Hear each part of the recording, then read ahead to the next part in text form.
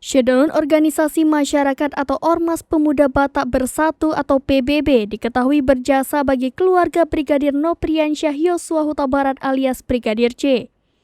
Bagaimana tidak, ormasi ini dengan sukarela menjaga hingga ikut menggali makam Brigadir C demi kebutuhan untuk otopsi ulang. Adapun nama Ormas PBB muncul pertama kali ketika menyatakan telah diizinkan oleh pihak keluarga untuk menjaga makam Brigadir C pada Kamis 21 Juli 2022. Informasi ini disampaikan oleh pembina Ormas PBB Royanto Situmorang. Tidak hanya menjaga makam, beberapa anggota Ormas PBB pun turut ikut dalam penggalian makam Brigadir C untuk kebutuhan otopsi ulang.